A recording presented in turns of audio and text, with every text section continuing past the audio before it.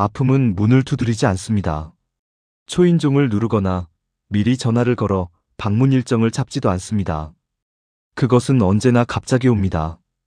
평범했던 어느 날 저녁, 일상의 한가운데에서 혹은 잠에서 막 깬 새벽녘에 우리가 전혀 준비되지 않은 순간을 골라서 마치 처음부터 거기 있었던 것처럼 불쑥 나타납니다.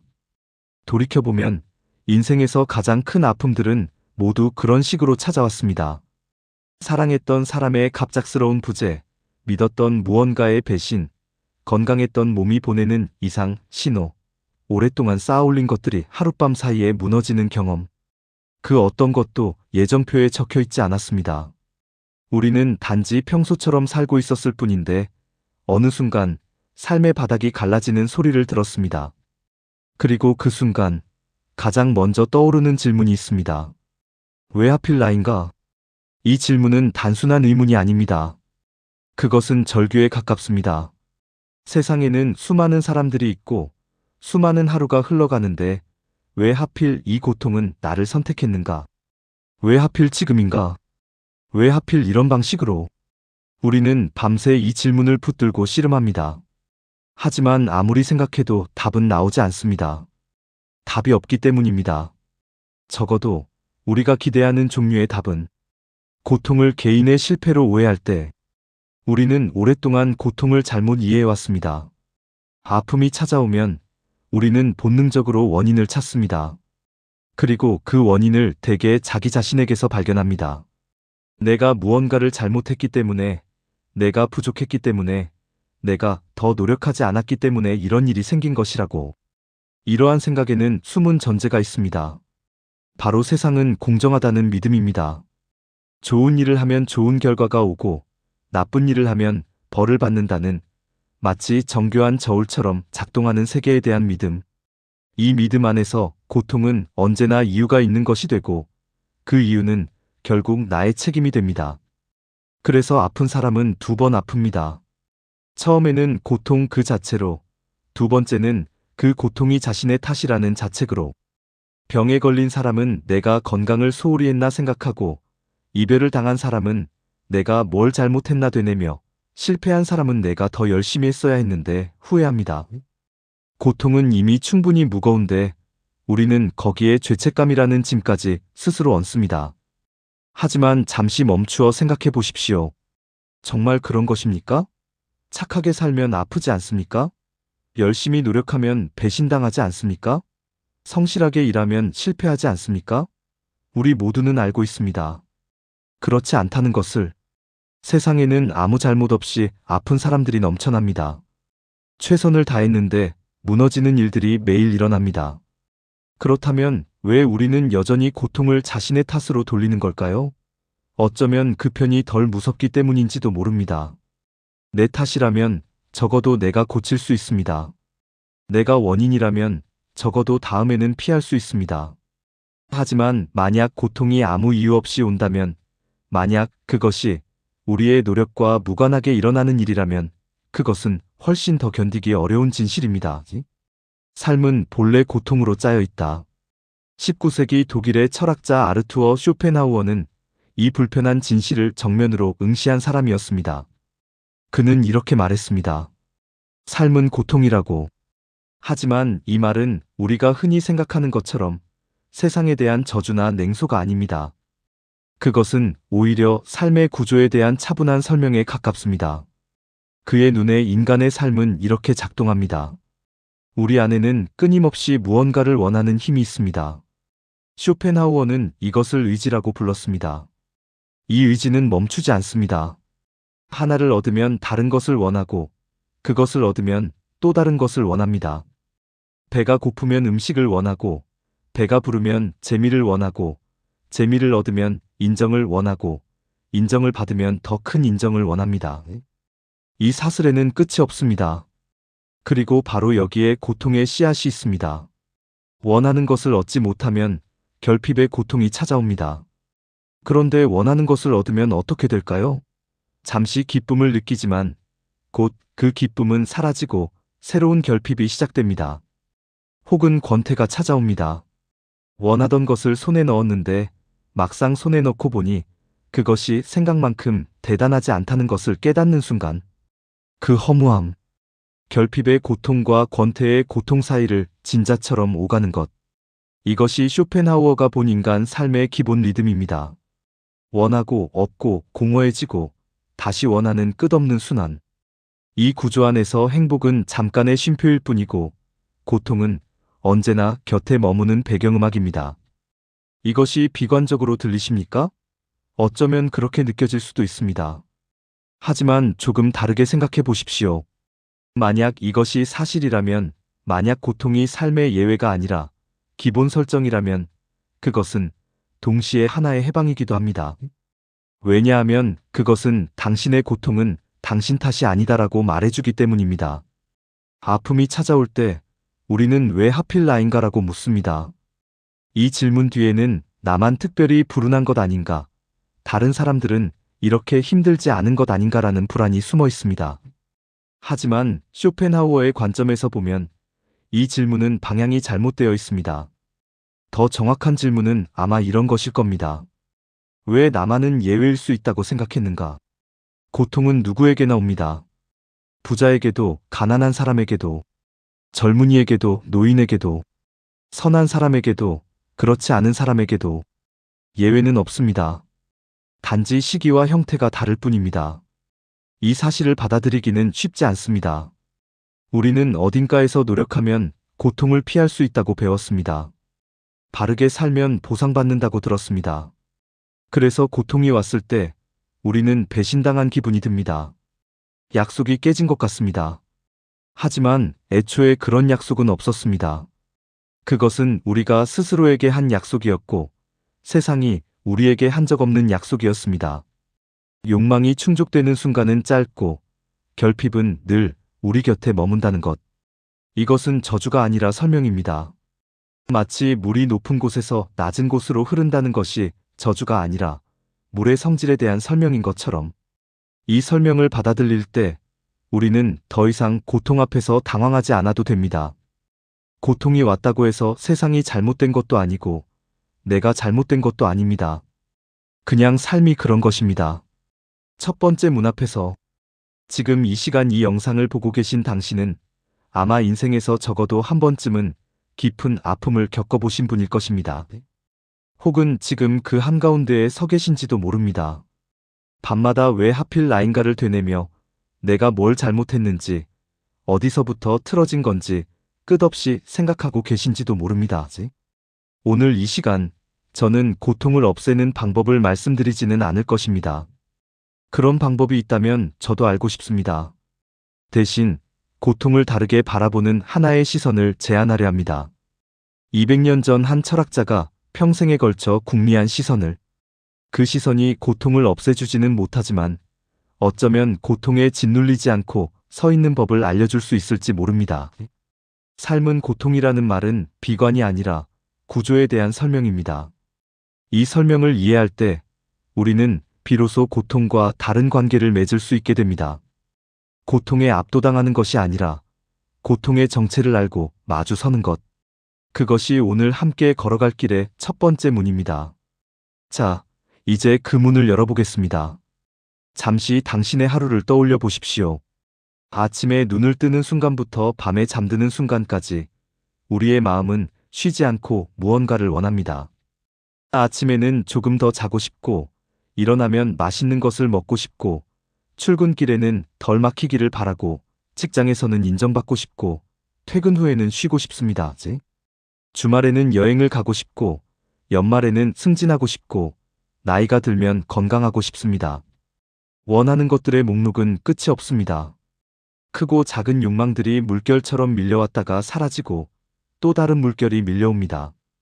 우리는 이 물결 위에서 끊임없이 무언가를 향해 헤엄칩니다. 손에 닿을 것 같은 것을 향해, 있으면 좋겠다고 생각하는 것을 향해, 없으면 안 될 것 같은 것을 향해. 쇼펜하우어는 이 끊임없는 원함의 상태를 주목했습니다. 그것은 인간의 특별한 약점이 아니라 생명 그 자체의 본질이었습니다. 살아있다는 것은 원한다는 것입니다. 숨을 쉬고 먹고 자고 움직이고 성장하고 생존하려는 모든 충동의 밑바닥에는 의지가 있습니다. 이 의지는 우리가 의식적으로 선택한 것이 아닙니다. 태어나기 전부터 우리 안에 있었고 죽는 순간까지 우리를 움직입니다. 문제는 이 의지가 결코 만족하지 않는다는 데 있습니다. 욕망의 구조. 욕망이 작동하는 방식을 천천히 들여다보겠습니다. 우리가 무언가를 원할 때 그것은 지금 없기 때문입니다. 원한다는 것은 곧 결핍을 느낀다는 것입니다. 목이 마르니까 물을 원하고, 외로우니까 사람을 원하고, 불안하니까 안정을 원합니다. 이 결핍의 상태는 그 자체로 불편합니다. 무언가 부족하다는 느낌, 채워지지 않았다는 느낌, 완전하지 못하다는 느낌. 이것이 욕망이 우리에게 주는 첫 번째 고통입니다. 그래서 우리는 그 결핍을 채우려고 노력합니다. 목이 마르면 물을 마시고, 외로우면 누군가를 만나고, 불안하면 안정적인 무언가를 붙잡습니다. 그리고 원하던 것을 얻는 순간 기쁨이 찾아옵니다. 갈증이 해소되는 시원함, 외로움이 사라지는 따스함, 불안이 가라앉는 편안함. 하지만 이 기쁨은 얼마나 오래 지속됩니까? 물을 마신 지 1시간이 지나면 다시 목이 마릅니다. 만났던 사람과 헤어지면 다시 외로워집니다. 붙잡았던 안정은 새로운 불안 앞에서 흔들립니다. 만족은 언제나 일시적입니다. 채워진 것은 다시 비워지고 해소된 결핍은 다른 결핍으로 바뀝니다. 마치 바닷가에 쌓은 모래성처럼 다음 파도가 오면 무너집니다. 쇼펜하우어는 이 현상을 이렇게 설명했습니다. 인간은 욕망과 욕망 사이를 끊임없이 오간다고. 원하는 것이 있을 때는 결핍의 고통을 느끼고, 원하는 것을 얻으면 잠깐의 만족 후에 다시 새로운 결핍을 느끼거나 혹은 더 이상 원할 것이 없어졌을 때 밀려오는 공허함, 권태를 느낀다고. 결핍과 권태. 이 두 가지가 인간 삶의 양극단입니다. 그리고 우리는 평생 이 두 극단 사이를 왔다 갔다 합니다. 기대라는 함정. 욕망에는 또 하나의 요소가 붙어 있습니다. 바로 기대입니다. 우리가 무언가를 원할 때 단순히 그것을 원하는 데서 그치지 않습니다. 우리는 그것을 얻었을 때 어떤 일이 일어날지 상상합니다. 그 상상 속에서 우리는 행복합니다. 이것만 있으면, 저 사람만 만나면, 그 목표만 달성하면 모든 것이 달라질 것 같습니다. 고통은 사라지고 만족이 찾아오고 마침내 평화로워질 것 같습니다. 기대는 미래의 행복을 앞당겨 경험하는 것처럼 느껴집니다. 아직 손에 넣지 못한 것을 마음속에서 미리 소유하는 것. 그래서 기대하는 시간은 달콤합니다. 하지만 그것은 빚과 같습니다. 미리 경험한 기쁨은 나중에 이자와 함께 갚아야 합니다. 왜냐하면 현실은 거의 언제나 기대보다 작기 때문입니다. 오랫동안 원했던 것을 손에 넣었을 때 우리는 이상한 경험을 합니다. 분명 원하던 것인데 막상 갖고 보니 생각만큼 대단하지 않습니다. 기다리던 여행지에 도착했는데 상상보다 덜 감동적입니다. 사고 싶던 물건을 샀는데 일주일 후면 시큰둥해집니다. 바라던 자리에 올랐는데 새로운 압박감만 더해집니다. 이것이 기대의 함정입니다. 기대가 클수록 실망도 큽니다. 우리가 마음속에 그려놓은 그림이 화려할수록 현실과의 낙차는 더 아프게 느껴집니다. 쇼펜하우어의 말처럼 행복의 대부분은 기대 속에 있고 현실의 행복은 언제나 그보다 적습니다. 반복되는 패턴. 당신의 지난 10년을 돌아보십시오. 10년 전 당신이 간절히 원했던 것은 무엇이었습니까? 그것을 얻었습니까? 얻었다면 그것이 당신을 얼마나 오랫동안 행복하게 해주었습니까? 지금 당신이 간절히 원하는 것은 또 무엇입니까? 그것은 10년 전에 원했던 것과 얼마나 다릅니까? 대부분의 경우 우리는 같은 패턴을 반복하고 있음을 발견합니다. 원하고 기대하고 얻거나 얻지 못하고 잠시 기뻐하거나 실망하고 다시 새로운 것을 원합니다. 대상은 바뀌지만 구조는 같습니다. 10대에는 인정을 원하고 20대에는 성공을 원하고 30대에는 안정을 원하고 40대에는 의미를 원하고 50대에는 건강을 원합니다. 욕망의 옷은 바뀌지만 욕망 그 자체는 사라지지 않습니다. 이 반복 속에서 우리는 문득 깨닫습니다. 내가 원하는 것을 얻어도 그것이 마지막이 아니라는 것을. 하나를 채우면 다른 빈자리가 보인다는 것을, 만족은 언제나 잠깐이고 결핍은 언제나 돌아온다는 것을, 행복은 짧고 고통은 길다. 이것은 염세적인 과장이 아닙니다. 차분하게 삶을 관찰해보면 드러나는 현상입니다. 기쁜 일이 생기면 우리는 빠르게 적응합니다. 처음에 흥분은 가라앉고 그 기쁨은 어느새 당연한 것이 됩니다. 그리고 당연해진 것은 더 이상 기쁨을 주지 않습니다. 반면 고통은 쉽게 사라지지 않습니다. 몸의 아픔은 낫는데 시간이 걸리고 마음의 아픔은 더 오래 갑니다. 기쁜 일은 빨리 잊히지만 아팠던 일은 오래 기억됩니다. 삶의 기본 설정. 이쯤에서 묻고 싶으실 것입니다. 그렇다면 어쩌란 말입니까? 원하지 말아야 합니까? 기대하지 말아야 합니까? 아무것도 바라지 않고 살아야 합니까? 아직 그 이야기를 할 때는 아닙니다. 지금은 먼저 이 구조를 인식하는 것이 중요합니다. 우리가 당연하게 여겨왔던 것들, 당연히 행복해야 한다고 생각했던 것들, 노력하면 고통이 줄어들어야 한다고 믿었던 것들, 이런 믿음들이 사실은 삶의 기본 구조와 맞지 않았다는 것을 인식하는 것. 고통은 예외가 아닙니다. 고통은 삶의 기본 설정입니다. 원하는 것이 있는 한 결핍은 따라오고 얻은 것이 있는 한 이름의 두려움이 따라옵니다. 기대하는 한 실망이 따라오고 살아있는 한 의지의 끊임없는 요구가 따라옵니다. 이것을 이해할 때 우리는 고통 앞에서 덜 당황하게 됩니다. 고통이 왔을 때 왜 나한테 이런 일이 하고 묻는 대신 아, 이것도 삶의 일부구나 하고 받아들일 수 있게 됩니다. 이 받아들임은 체념이 아닙니다. 그것은 현실을 똑바로 보는 것입니다. 당신이 지금 겪고 있는 아픔이 무엇이든 그것은 당신만의 특별한 불운이 아닙니다. 그것은 살아있는 모든 존재가 어떤 형태로든 마주하는 삶의 기본 조건입니다. 당신이 나쁜 사람이어서 아픈 것이 아닙니다. 당신이 무언가를 잘못해서 고통받는 것이 아닙니다. 단지 살아있으니까, 원하는 것이 있으니까, 사랑하는 것이 있으니까 아픈 것입니다. 그리고 이 인식은 다음 단계로 가는 문을 열어줍니다. 삶의 구조가 이렇다면 우리는 어떻게 해야 할까요? 고통을 피할 수 없다면 고통과 어떤 관계를 맺어야 할까요?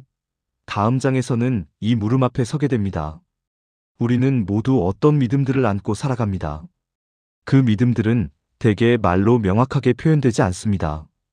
의식하지 못한 채 마음 깊은 곳에 자리 잡고 있습니다.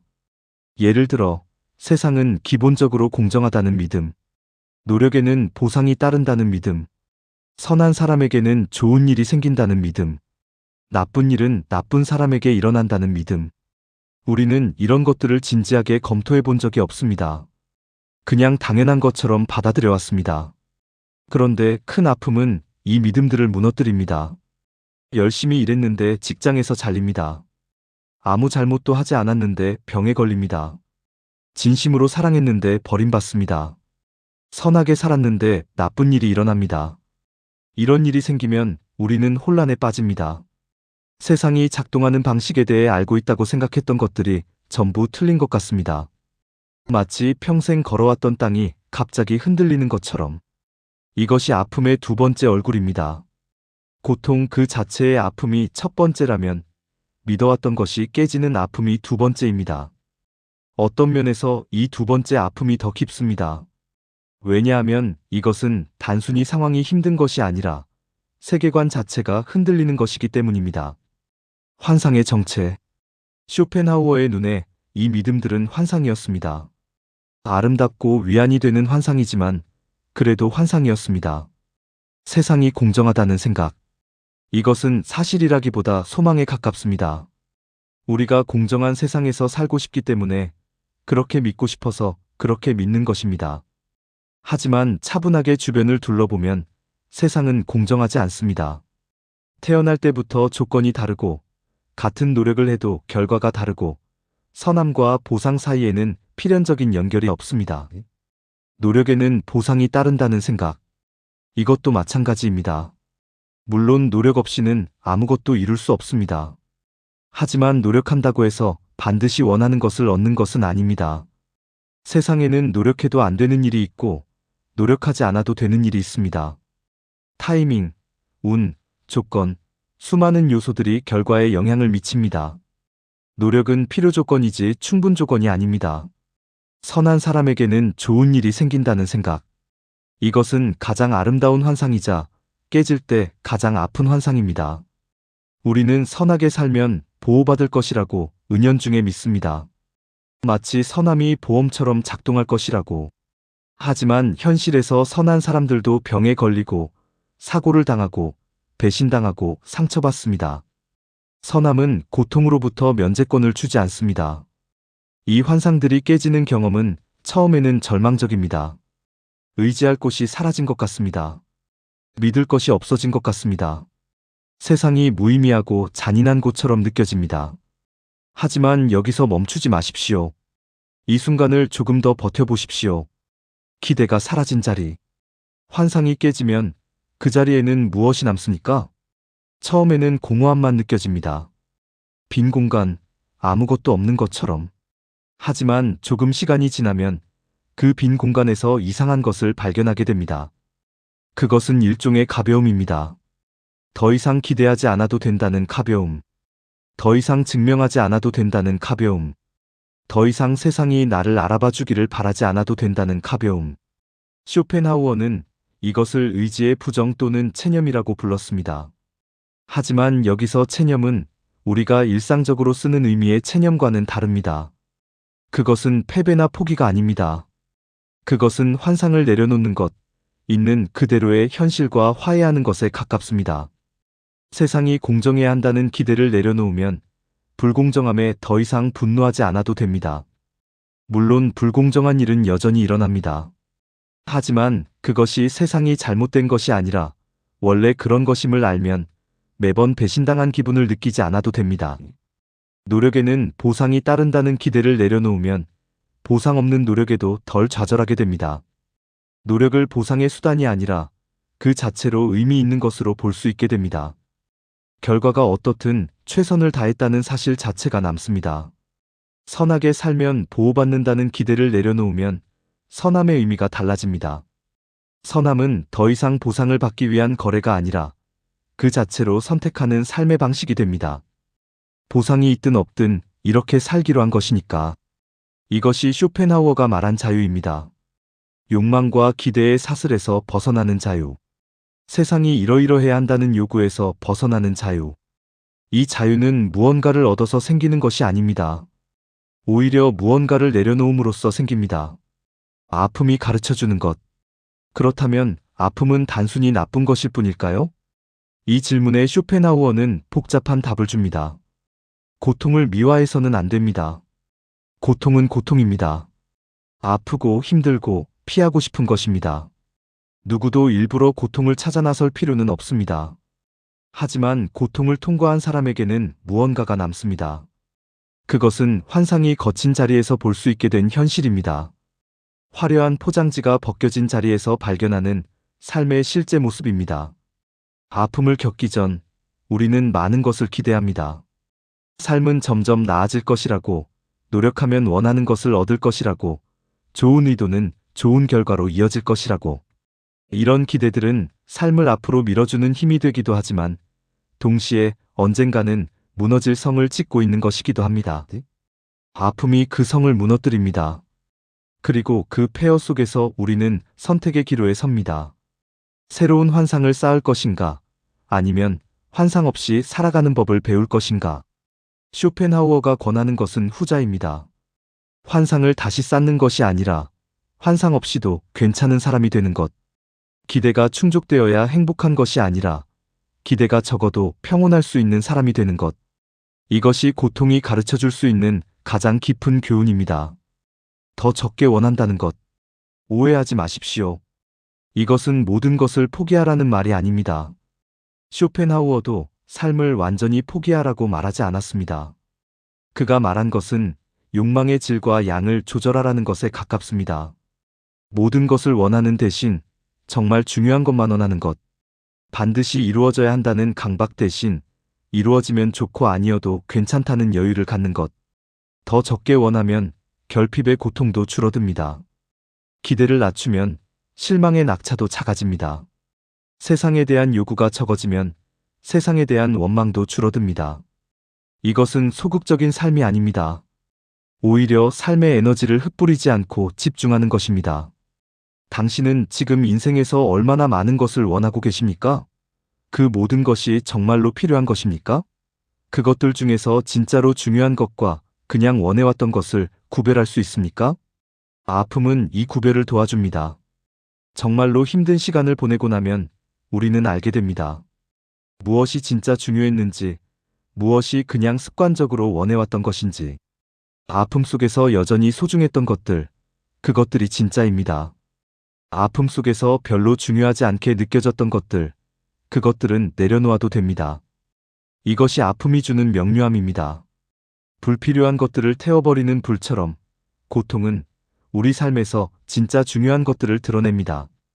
물론 그 과정은 아픕니다. 하지만 그 이후에 남는 것은 더 단단하고 더 진실에 가깝습니다. 이제 이긴 여정의 끝에 가까워졌습니다. 그리고 여기서 한 가지 솔직하게 말씀드려야 할 것이 있습니다.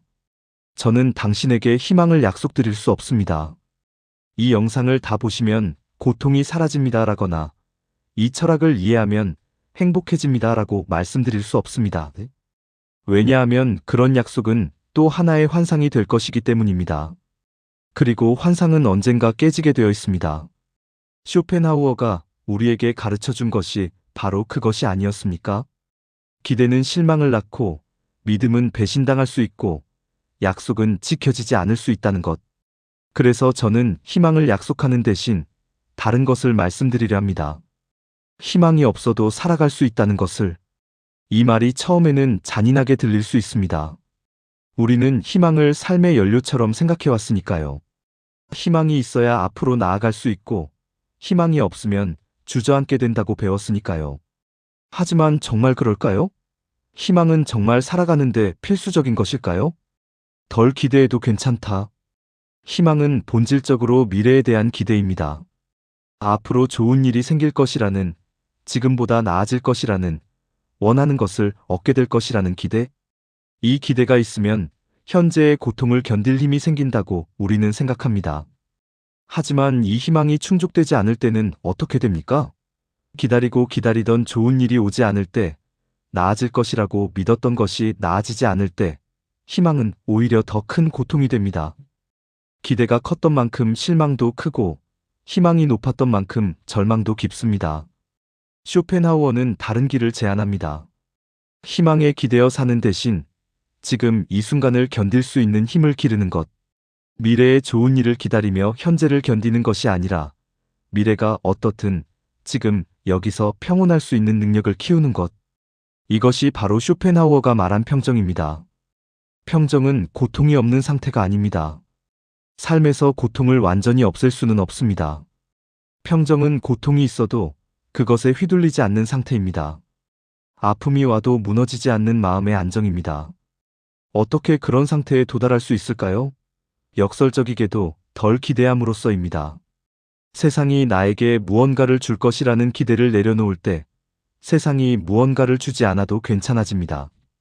좋은 일이 생길 것이라는 희망 없이도 지금 이 순간을 살아갈 수 있게 됩니다. 덜 기대해도 괜찮습니다. 아니, 덜 기대하면 오히려 더 괜찮아집니다. 고통에 휘둘리지 않는다는 것. 평정의 상태를 좀 더 구체적으로 그려보겠습니다. 아픔이 찾아왔을 때 우리는 보통 두 가지 반응 중 하나를 보입니다. 첫 번째는 저항입니다. 이 아픔은 있어서는 안 된다. 이것은 잘못된 것이다. 당장 없어져야 한다. 이렇게 아픔에 맞서 싸웁니다. 두 번째는 함몰입니다. 이 아픔은 너무 크다. 나는 이것을 감당할 수 없다. 모든 것이 끝났다. 이렇게 아픔 속에 빠져듭니다. 평정은 이 두 극단 사이 어딘가에 있습니다. 아픔을 없애려고 발버둥 치지 않지만 그렇다고 아픔에 완전히 삼켜지지도 않습니다. 아픔이 왔음을 인정하되 그것이 나의 전부는 아님을 아는 것. 지금 힘들다는 것을 느끼되 이것도 지나갈 것임을 아는 것. 아픔과 함께 있되 아픔에게 나를 내주지 않는 것. 이것은 수행이 필요한 일입니다. 한번 깨달았다고 해서 저절로 되는 것이 아닙니다. 아픔이 올 때마다 다시 연습해야 합니다. 저항하고 싶은 충동을 느끼고 그것을 알아차리고 내려놓습니다. 함몰되고 싶은 충동을 느끼고 그것을 알아차리고 다시 일어섭니다. 이 연습을 반복하면서 조금씩 평정에 가까워집니다. 쇼펜하우어는 이 상태를 고통으로부터의 해방이라고 불렀습니다. 하지만 오해하지 마십시오. 이것은 고통을 느끼지 않게 된다는 뜻이 아닙니다. 고통은 여전히 옵니다. 다만 고통이 왔을 때 그것에 지배당하지 않게 된다는 뜻입니다. 고통을 바라볼 수 있는 거리가 생긴다는 뜻입니다. 아픔을 통과한 사람들. 당신 주변에 이런 사람이 있지 않습니까? 삶에서 큰 아픔을 겪었는데 그 후에 묘하게 차분해진 사람. 예전 같으면 화를 냈을 일에도 담담하게 대응하고 예전 같으면 조급해했을 상황에서도 여유를 잃지 않는 사람. 큰 욕심을 부리지 않지만 그렇다고 무기력하지도 않은 사람. 삶에 대한 기대가 낮아 보이는데 그래서인지 오히려 작은 것에서 기쁨을 찾는 사람. 이런 사람들에게는 공통점이 있습니다. 그들은 한번 바닥을 찍어본 사람들입니다. 환상이 깨지는 경험, 믿었던 것이 무너지는 경험, 세상이 생각했던 것과 다르다는 것을 뼈저리게 느낀 경험. 이런 경험을 통과한 사람들입니다. 그리고 그들은 그 경험에서 살아남았습니다. 무너졌지만 다시 일어섰고, 절망했지만 다시 숨을 쉬었고, 모든 것이 끝났다고 생각했지만 다음날 아침이 왔습니다. 이 경험이 그들에게 무언가를 가르쳐 주었습니다.